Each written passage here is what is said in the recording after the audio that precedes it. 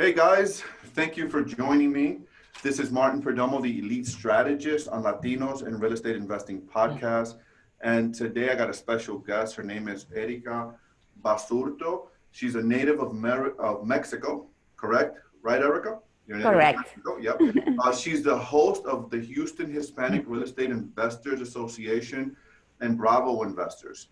She buys and holds, she flips, she wholesales, and she also has a radio show in Houston in 9:20 a.m. right in Houston, Texas. She's also an educator and a coach like myself in the Hispanic and the Latino community, teaching Hispanics how to create wealth through real estate investing, and she does all of it in Spanish, which is beautiful. My mom needs to talk to you, right? My cousins needs to talk to you. This is awesome. I'm so glad and I'm so proud of what you're doing. Bienvenida, Erika. Welcome to Latinos in Real Estate Investing podcast. So thank you for coming. Thank you for taking the time from your busy day, Erika, and being here today. No, thank you for inviting me. I'm so excited to be here. As I said at the beginning, English is my second language. And I love to talk about real estate. I actually learned real estate in English. That's why it's not something like extreme for me, but it's my first language is Spanish. That's why I teach in Spanish, and that is my niche. But right now I can say I'm bilingual. I have a beautiful Latin accent, as you can say. I love it. Yeah, I love it. But yeah, I'm so happy to be here with you, sharing a little bit of my experiences and whatever can help you to reach your goals. Perfect. Thank you so much. And I'm going to start with my first question is, tell us a little bit about your story. Tell us about who Erika is, how did Erika get here? Or just tell us a little bit about your story. You have a wonderful story about where you used to work and how you got in real estate. Can you share a little bit about that with us, please? Thanks, of course. I'm from Mexico City. I moved to Texas 12 years ago. And for the first 5 years of my life, I moved here with my two kids, Eduardo and Eric. And they are now married. And awesome. Yeah, and I'm an empty nester now. So you look like a young girl, Erika. Oh, thank you. So yeah, we moved here. I lived for 5 years with my ex. Then I had nothing to do with real estate. I was a happy housewife, cook, clean up everything, and I was so happy living with my ex. That's why my Spanish was strong. It's much stronger than my English, because my ex didn't speak English really well. So all my friends, family, everything was in Spanish. So as I said, the first years of my life here, it was only Spanish. But guess what? Life happens, and then we broke up. So suddenly I see myself heartbroken, with actually not really much money, actually no money. I was making like $10 an hour. I remember my checks for $450 a week, working as a clerk in a store. And then when my ex left, I didn't have that extra check in the house, and I had my kids, and I had my mom, because I brought my mom from Mexico. And it was really hard, like financially heartbroken. It was two things that are bad together, and with no English, almost no friends, because all my friends were his friends. And I was like kind of lost at the moment. But God works in mysterious ways.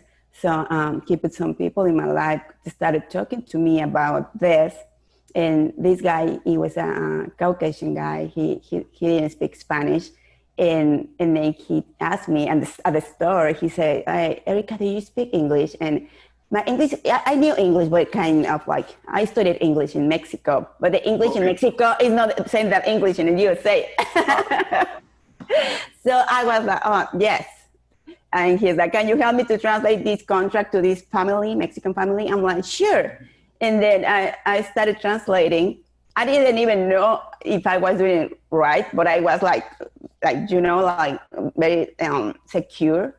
And then he paid me $30 for that. And I was like, "Oh, this sounds good." So then he started asking me to help him more. He was an investor who was buying properties on the auction and selling owner finance to families. So when I started seeing the contracts and the prices he was buying the properties, one of the properties he bought it for $26,000 and then painted and did some repairs and then sold it for $86,000. And he received like 20 something on down payment and 30 years of payments. I was like, down payments are like free money for the 30 years. And I was like my eyes were like this. It was more than my salary at the moment. So I was like, oh my gosh. So eventually he told me, you can do this also. And I was like, yeah, right. You know, I have no money, no education, and real estate. I have no English, no friends, no nothing. The story. Yeah, the story we say to ourselves, you know? But when he told me, what are you talking about? You're so smart. And I didn't know this before. I learned. He told me I used to work in the NASA, this and that, and then I learned. And I was like, okay, I can do it. And I said yes, just because I was like I didn't want to say no. And then when I left his office, I was like, I want to do this. He told me, talk to 5 investors, ask them for $2,000. Then you have $10,000, and then go to the auction and buy a piece of land. And then you owner finance it, and then you're gonna get that money like the same that I did, but you can do it 1 and twice and 3 times, and you can replicate it. And I was like, yeah, let's do it. And then I left, and I was like, oh, who's gonna give me $2,000? And yeah, I started talking to people, to friends, and I didn't have family here really, but friends and people who I knew. And obviously, nobody gave me their money until this guy that now he's my business partner. I talked to him. And he believed in me. And he believed in me when I said, I want to do this and this and that. But I look like so convinced that he believed me. And then he's like, yeah, I believe you. I know you can do it. So yeah, you got my $2,000. I'm like, nice. Good, now what? I didn't know what to do. Then when I was sitting down, I said, you know what? If these guys are believing in me, I mean, they're seeing something I'm not seeing. So I started because they were believing in me even more than I believe myself at the moment. Mm-hmm. So I did it just because I own them that. Like, they are believing in me. I cannot do this, just quit. So I started taking classes. He invited me, there is an investor meeting in Houston. I used to live in Cleveland. That is like an hour from Houston. And he told me there is those meetings, free meetings. When he said free, I said, I want to go. So I went to my first meetups. Were those meetups? One meetup. Okay. It was a free meetup, networking event. And the first time I got in that place, I fell in love with real estate. When I started talking people, I felt like it was like the thing I wanted to since day one, but I didn't have the money. So I was like, what I want to do now? And then I talked to this guy and he paid for my first class, the $400 for a weekend. And then I run from there. My second class was $6,000. I didn't have the money, but I told the lady, hey, I don't have the $6,000. And she's like, oh, don't worry, you can pay month to month. And I was like, oh, yes, I can do this. So I did it. That class was the same class that I'm teaching now. No, it's not the same. It's actually, it has more information, this one. Yours. And mine, yeah. So I finished my class. I didn't do a deal. So I was like frustrated because I said, now I have no money. I'm like minus 6,000 in my account. Mm-hmm. But now I had to pay it. So yeah, I started talking to people, and then I went back to my first, the second guy who believed in me and say, do you know what? I need to learn this. And he's a realtor, and he said, well, you can help me with my contracts because I'm a person that loves numbers, contracts, systems. I love all that.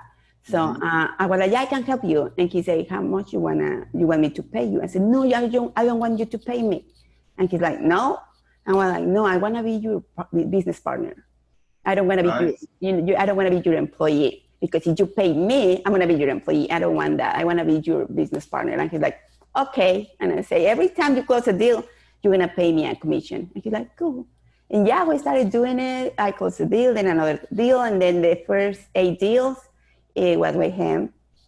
And yeah, I run from there. Perfect. I want to, you gave a lot of information and I want to unpack that a little bit, okay? So, number one, education. So, first of all, your mindset. So, you touched on something very quickly and you said you were so confident when you went to this guy, right? You went to your first investor. You were so confident that he had to give it to you, right? You were like, yeah, give me $2,000. And you were confident when you went and then he gave you the money and you're like, okay, so what now, right? What now? Can I really do this? So your mindset, and then you touched on education. You went and you invested in yourself, all right? You went and you took action. Can you tell us what that was like? Because a lot of people are afraid to make that investment, that $6,000 investment. You know, you're an educator now. By the way, I spent a lot more than that in my education. My first class was a lot more than that. As you know, there are courses out there that are a lot more expensive than that. And you went and, but you went and you did it because you believe that real estate is important. Tell us the importance of having an education, because a lot of people, specifically in the Latino community, they'll hear, oh, well, this course is 5,000 or 6,000 or 10,000, and they might get a little bit afraid. But I want to know what your experience was like and how you managed that. Oh my gosh, I don't have $6,000. What am I going to spend this? Like, how did you do that? Tell us about that. Well, it was because it was in a moment in my life that I had to do something. That is usually when we make big decisions. When you are in a breakup, yeah, in a point of your life that something is happening. So I had to make decisions. So I was like, I need to do this. I need to do this. I don't know how I'm going to do it. And obviously people were telling me, come on, you're not going to do that. You need a lot of money. That is for people with money. And then I just stopped talking to people about it. I just started doing it. So when I didn't have the money, I talked to this lady who was one of my first mentors and said, you know what, I want to learn. I don't have the money right now, but I can pay you when I do my first deal. You say I can do a deal with your education. As soon as I do it, I'm going to pay you back. And she was like, why? I was like, you saying you are going to go do a deal with your classes? And she's like, yes. Well, you can take the money from my deal. And she's like, okay, let's do it. Just because you are like very insistent. And she's like, okay, let's do it. That's awesome that you did that. That takes a lot. That takes a lot of courage, and good for you. Good for you. Yeah, and that, I'm sorry, that interview, it was, now I think about it and I'm not even sure how I did it. But there is something inside you. Sometimes I said it's God that put the words in your mouth, that put people in front of you, and things happen as they are supposed to be. And at the moment she said yes. She doesn't usually do it, but she said yes. And when I was doing the class, I didn't sleep almost. My first offer was made at 1 a.m. And the realtor replied me at 2:30 in the morning. It was crazy, my first deal. So I used to work from 7 a.m. to 6, and then get home, be with my kids, take a shower, eat something, and then start at 11 at night, sitting on my old computer. It was an old computer, and working, just working. So tell us about that first deal. Tell us about that first deal. So you're working from 6 in the morning to 6, 7 o'clock at night. You are now going home. You're taking massive action. You're taking action because you believe in what you're doing. And you make your offer in the middle of the night at 11 o'clock at night, your first deal. Walk us through that first deal, because there's a lot of people listening that have this story, okay, because it's a story, the story of, I don't have enough, I don't have money, I don't have time, I don't have blah, blah, blah, blah, story, and all it is a story. But you had a job paying you $10 an hour, right? Working 12 hours a day, and you still did your first deal with none of your own money, and you still managed to get that first deal. Tell us the story of that first deal. How did you manage the fear? Because you're making $10 an hour, you're using other people's money. You have never done a deal before, and you're making this offer. How did you manage, like, oh my gosh, I'm making this thing. What if this doesn't work? What if? How did you manage that in your head? And walk us through that first deal. Yeah, I learned how to find deals on MLS. That was my first class. I didn't know how to run marketing. I didn't know anything about anything, only to find properties on MLS and send offers. That was my class about. That's why I was kind of lost, because I didn't know the basics of wholesaling. I just knew to send offers and run some comms, and that's it. But when I did it, when I was sitting there and sending offers, as you say, I have no money, I have no this, that. Guess what? The good thing about it is when you have nothing, you really have nothing to lose. That's right. So I was like, anyways, dice mi abuelita, si no pega, despegado estaba. Yeah. So I was like, I'm gonna send my offers and I see. So I run my numbers. I'm really good at numbers. I love it. And I say, well, this property is for this much. I think it was like. So let me just translate what your abuelita said, okay? If it doesn't, what grandma used to tell her is, if it doesn't stick, in other words, if you don't take a shot, you'll never stick, because you're not taking a shot for it to stick. So anyways, I just want to translate that. It sounds different in English, but but they get the point. Go ahead, honey. Go ahead. Keep telling me. Thank you. Yeah, so I run the numbers. I think it was for 70 something on MLS. And I run my numbers, and I offered $33,000. But I sent like 10 offers that night. You sent how many offers? 10 offers. 10 offers. Guys, listen. We're talking about taking massive action. This lady took massive action. She didn't speak English, right? She had a $10 an hour job, and she's taking massive 10 offers. This was all the same night? The same night, in the middle of the night, after her job. Impressive. Go ahead, keep going, Erika. Thanks. And I had to run comps for every one of them with a notebook, like running all my numbers, like manual, all the numbers, like with my notebook. And then I sent this one, and obviously many of the realtors didn't even reply. But you know what? Some of them called me back. They called me when they received my email, and I was like, oh no, please don't call me, because I didn't speak English. So I was like, I don't know what I'm gonna say. I'm not gonna understand what they say. And sometimes I pick up the phone and I didn't get it, and I was like, oh, can I call you later? And I was like, I don't know what she said. So it was horrible for me. So I prefer email, because I did know how to English, but how to write and read, but not how to speak very well. Got it. So and then I sent this email and I offered $33,000. And then this lady replied like 2:30 in the morning. I hear my computer like cling, and I was like, what? And I got up, because my phone wasn't like the best one at the moment. So I got up and see the email, and she's like, okay, and can you close by the end of the week? Oh, like, wow. What? So I was like, yes, I can.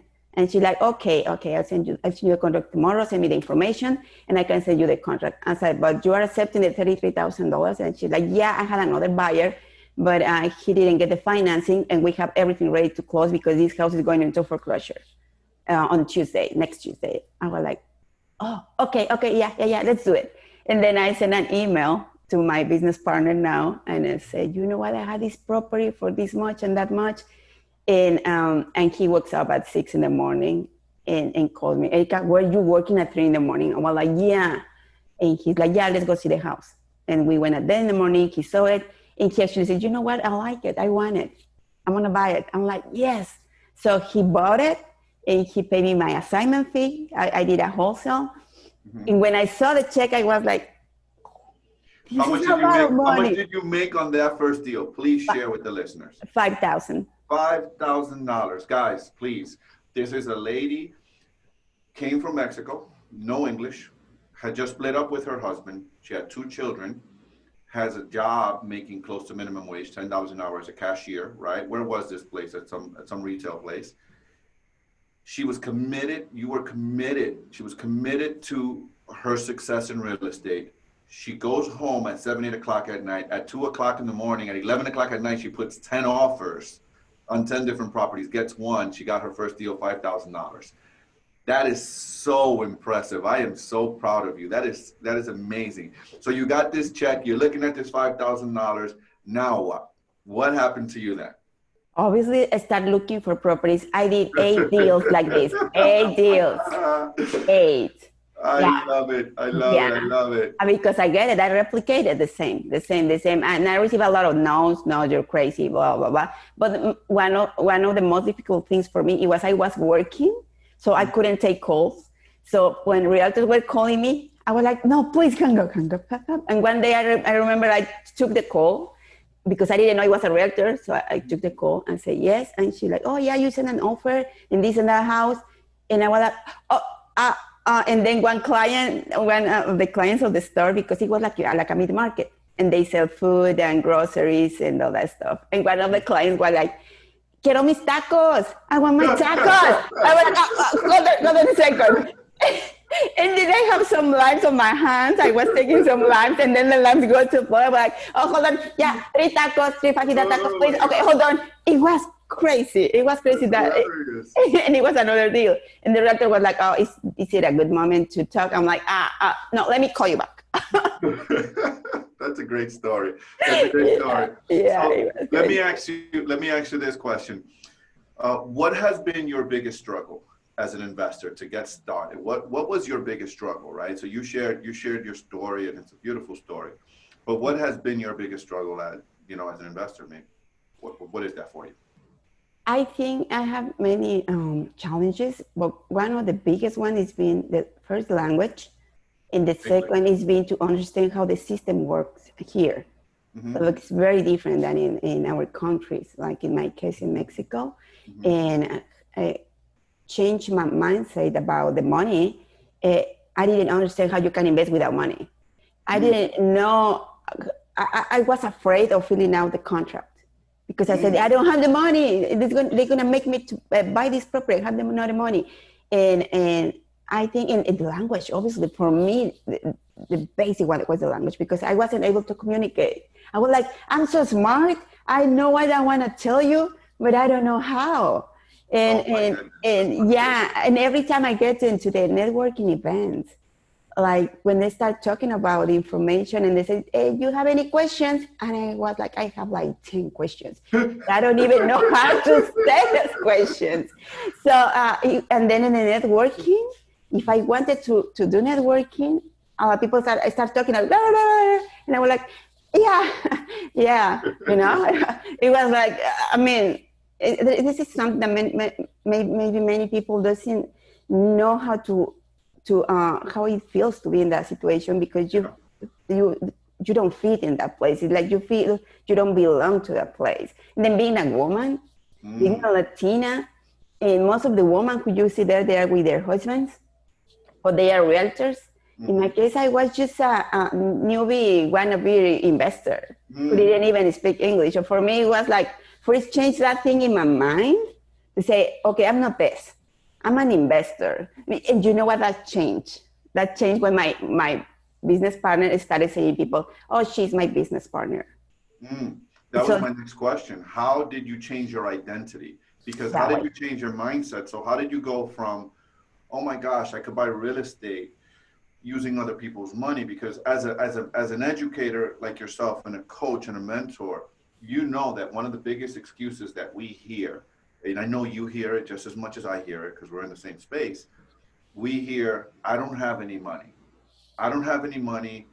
I don't know enough. I'm just in all the same stories. It's the same stories, right? The biggest one is, I don't have any money. How did you change that identity? And how did you manage to have a different conversation with yourself about yourself to shift your own identity? Because everything starts with your conversations in your head. We both know that it starts with the questions and the conversations and how you talk to yourself in your head. How did you do that?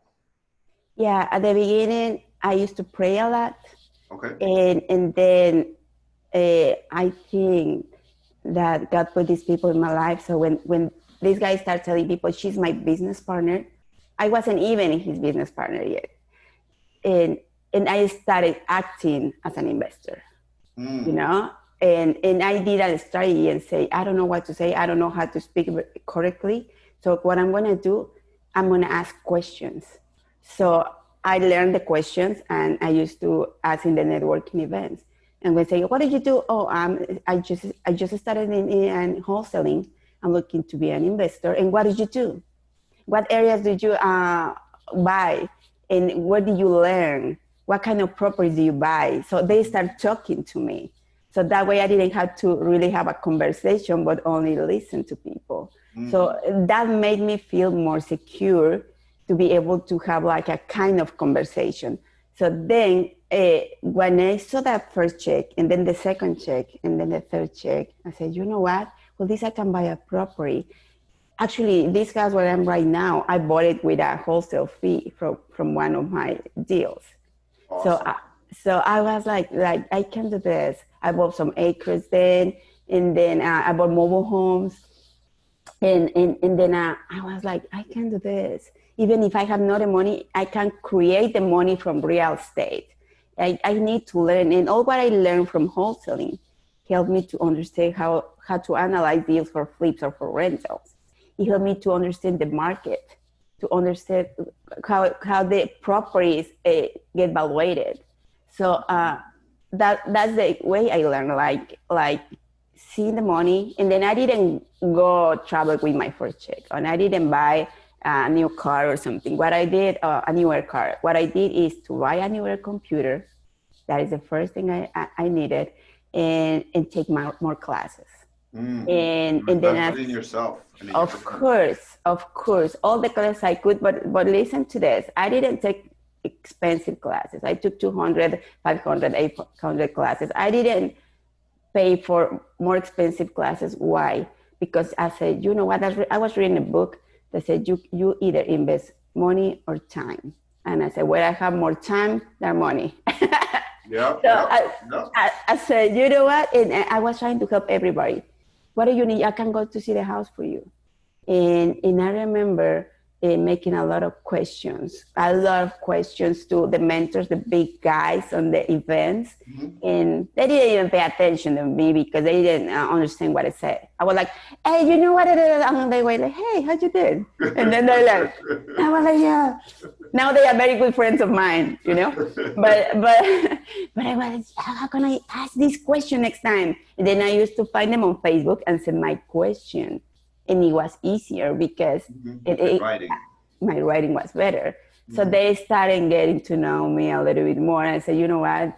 She's committed. Let's help her a little bit. And it was awesome because they helped me a lot. And I learned, and until today, I'm still taking classes. Last class was yesterday.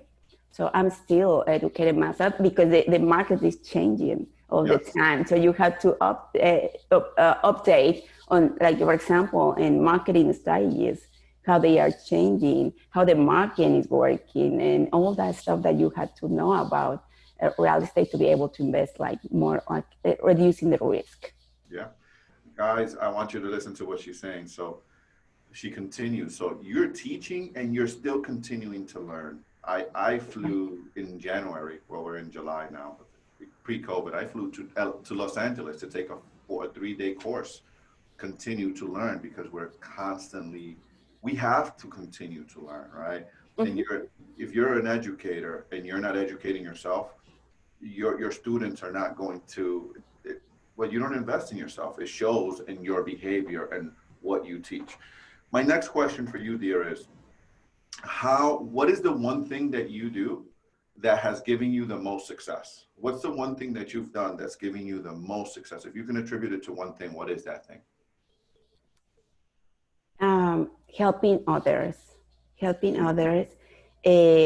beginning, when I started teaching, it was to help people to like me, that they hadn't, like, nobody was teaching us. So that's why I started. Like I say, we are in Houston, 48% of people is Hispanic, and 38% of people speak Spanish, and nobody's teaching these people. So I started doing it, and then that same people started bringing me deals, buying the properties, and they were pushing me to know more, you know, and when they asked me questions and I didn't know the answer, I tried to find the answer, and that every time make me know more and more every time. And in helping others, I mean this when I help also sellers. When I take care of them also, when I see that the deal is going to be a win-win, when I'm not taking advantage of them, when I'm trying to really like running a business, but also taking care of all people involved, sellers, buyers, students. I think that is basic in this business.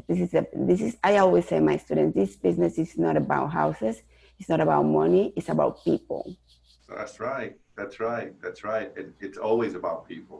When you get to the bottom of it, really, when you get, I have a seminar that I teach in goal setting, and when I do that, people come in a lot of, because my niche is real estate, right? So a lot of people come in and want to be real estate investors.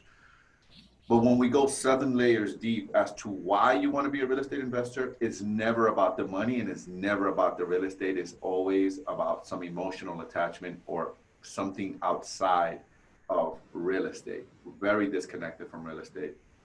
And I'm glad you brought that up. Now, so how did you go from your first deal to being an educator? That's going to be my final question for you.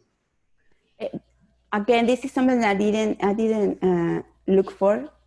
I was learning, and then some people was asking me, "What are you doing now?" The same people that didn't believe in me, they were asking me, "What are you doing now?" I said that you did this and that, and then I was trying to explain them, but people doesn't understand wholesaling very, very quickly, and I didn't know how to explain very clear. So, and then we started the first meetup in the Woodlands here near to Houston with a friend of mine, but it was in English.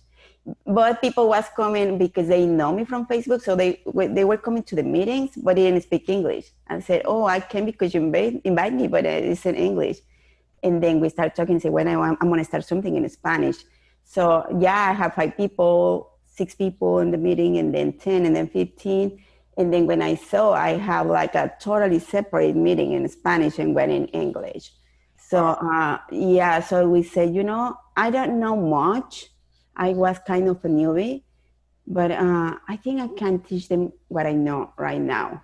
And I talked to a couple of investors, the big guys in Houston. I asked them, "Do you think it would be correct for me to start teaching even when I'm new to this?" And they say, "Yes, just teach what you know. Be clear. Don't say what is not real.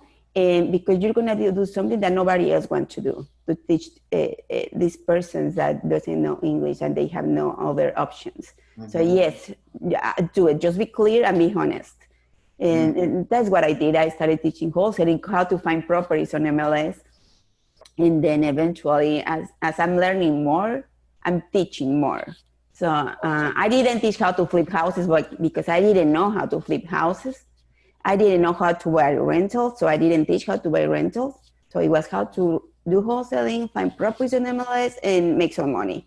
And then I learned how to do flip houses, and then I started putting that in my class too. So I was adding everything. At the end, my seminars is 14 hours, 2 days. So yeah, that is what made me teach people. Like the opportunity just arise, and I said, you know what? Nobody else is teaching people. I'm gonna do it. And they say you had to do that person you were looking for and you didn't find. So I was trying to be the person I needed at the beginning, and I didn't find it. Smart. That's awesome. You solved your own problem. That's what you did. You found a problem as you was coming up.